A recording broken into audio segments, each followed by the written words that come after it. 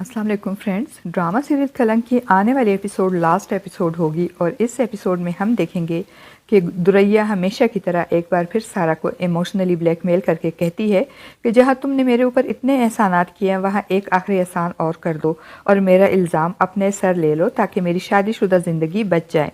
मगर इस बार सारा इनकार कर देती है क्योंकि अब वो थक चुकी है और वह आज के थप्पड़ और इसकी बार बार की एतबारी से सारा की रूह तक ज़ख्मी हो चुकी है और अब वो दूध का दूध और पानी का पानी करके हिसाब बराबर करना चाहती है।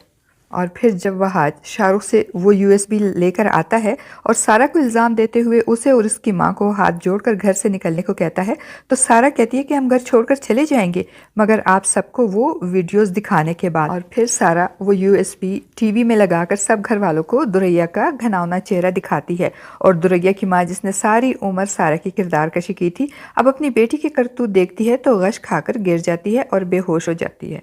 तो सारा अपनी माँ का हाथ पकड़कर वहाँ से चली जाती है। दुरैया की माँ को हॉस्पिटल ले जाया जाता है तो डॉक्टर बताता है कि इनको फालिज का अटैक हो गया है और अब ये शायद कभी बोल ही ना सके। और दुरैया की खाला जब दुरैया को शर्म दिलाती है तो दुरैया बड़ी ढिठाई से सारा इल्ज़ाम अपनी माँ पे डालती है कि उन्होंने खुद भी सारी उम्र झूठ बोलकर गुजारी है और मुझे भी झूठ बोलना सिखा दिया।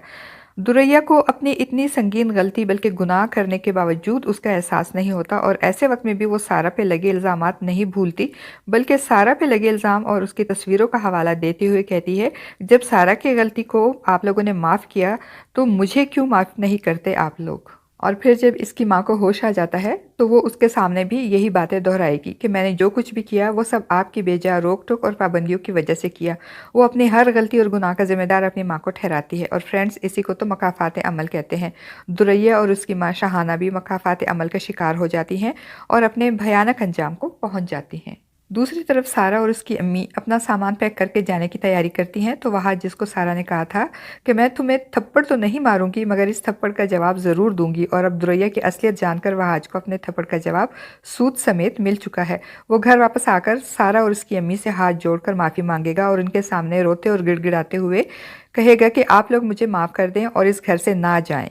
तो सारा इसकी तरफ से अपना रुख ही मोड़ लेगी जिस पे वह आज कहेगा कि मैं जानता हूँ तुमने मुझे सज़ा नहीं दी लेकिन मैं अपने लिए अपनी सज़ा खुद ही तजवीज़ करता हूँ और दुरैया के साथ सारी ज़िंदगी गुजारना किसी सज़ा से कम नहीं होगी।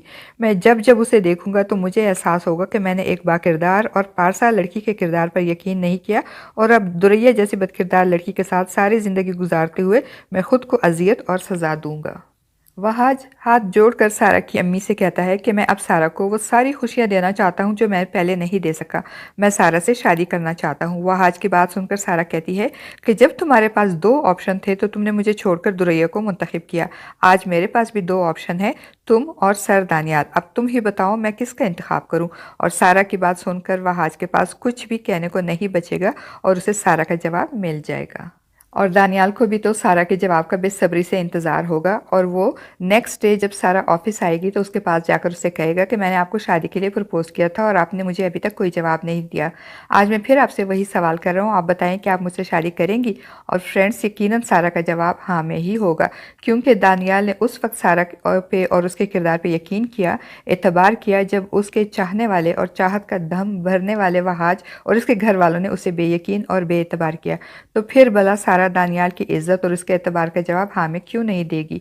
फ्रेंड्स इस तरह सारा और दानियाल की शादी हो जाएगी और सारा को इसकी तकालीफ और अजियत जो उसके अपनों ने दी उसका बदला दानियाल जैसे हमसफ़र की सूरत में मिल जाएगा और सारा और दानियाल एक पुरसकून और खुशगवार ज़िंदगी बसर करेंगे।